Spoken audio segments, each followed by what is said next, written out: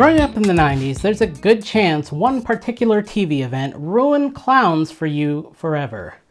In November of 1990, a two-night television miniseries adaptation of Stephen King's novel, It, aired on NBC, and for a lot of kids who were probably a little too young to be watching it, it became one of the most unforgettable horror experiences of the decade.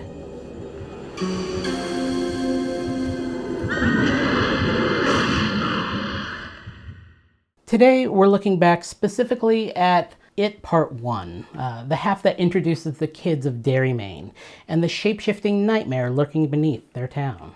The story begins in the small town of Derry, where children are disappearing. After a young boy named Georgie is murdered during a rainstorm while chasing a paper boat into a sewer drain, his older brother Bill becomes obsessed with finding out what really happened. Bill teams up with a group of misfit kids who eventually call themselves the Losers Club. Each of them has their own fears, their own family problems, and their own reasons for feeling like outsiders. As strange and terrifying events escalate, the group realizes that the disappearances aren't random. Something ancient is stalking the town, something that feeds on fear. In its favorite form, a cheerful, horrifying clown named Pennywise. The miniseries focuses heavily on the friendship between the kids as they begin to piece together what's going on. They start encountering Pennywise in forms tailored to their own worst fears. Eventually, they come to believe the creature awakens every few decades to feed on the town's children, and for reasons they don't fully understand, they might be the only ones capable of stopping it. The Losers Club is made up of a group of young actors who, at the time, were either rising child stars or about to become familiar faces to 90s audiences. Bill Denbrough is played by Jonathan Brandis, who also appeared in films like The Never-Ending Story 2 and became something of a teen icon in the early 1990s. Young Richie Tozier, the loudmouth of the group with a talent for terrible impressions, is played by Seth Green. Today, he's instantly recognizable as the creator and voice behind Robot Chicken, and he's appeared in everything from Austin Powers to Buffy the Vampire Slayer. But back in 1990, he was still a kid actor and just starting to build a long and surprisingly varied career.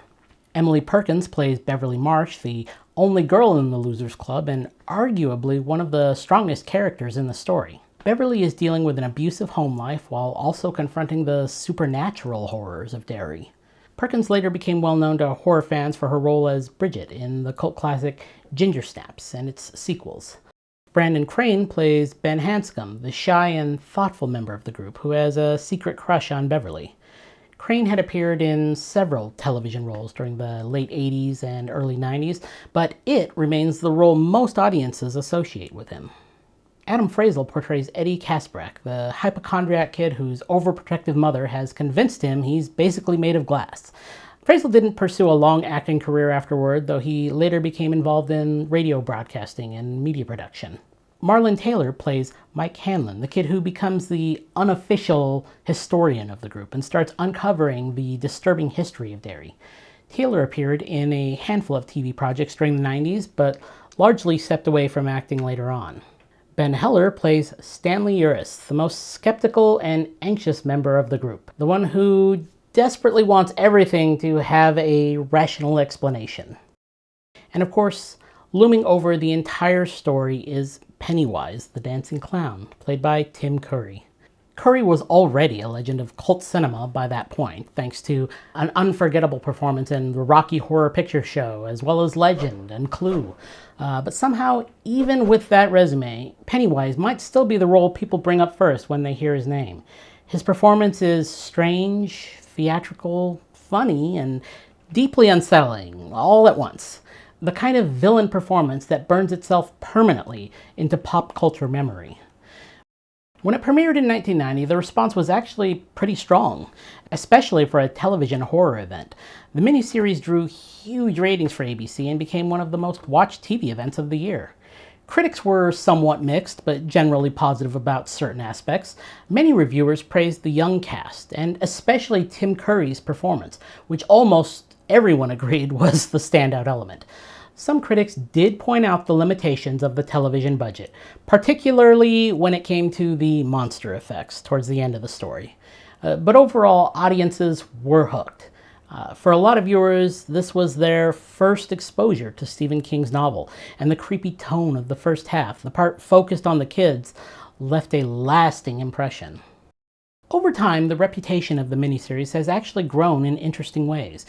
In the years immediately after its release, people tended to remember two things: the terrifying clown and the childhood trauma of watching it too young.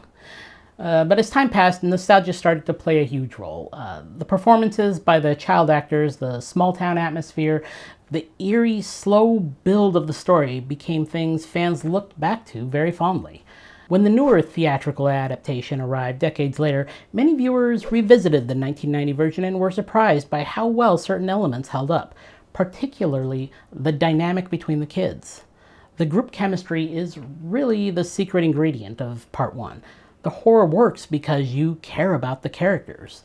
You believe these kids are actual friends, not just plot devices waiting to be chased by monsters. And that's something that resonates differently when watching the miniseries years later.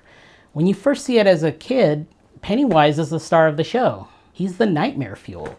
But watching it as an adult, the story feels more like a coming-of-age tale wrapped inside a horror story. It's about friendships, standing up to fear, and realizing that adults around you can't always protect you.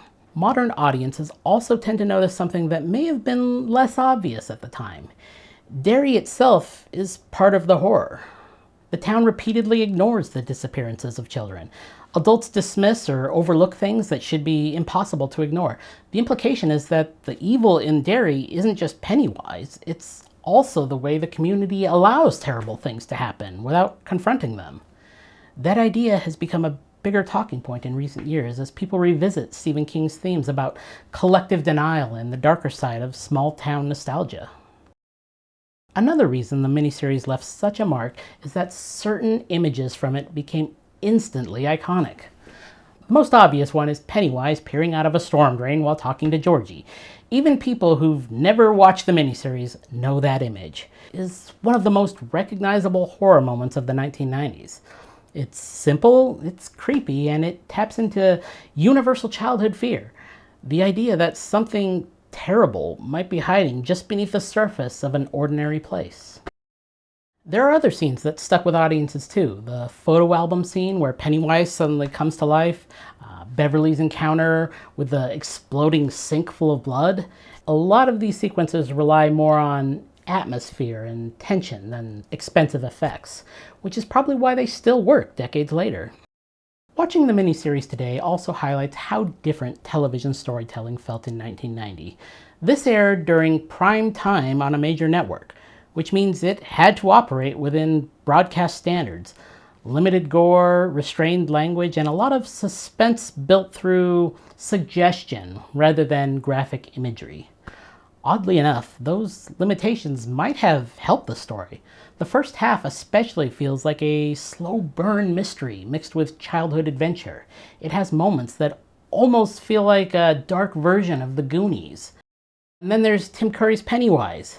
What makes his performance so effective is that it's unpredictable.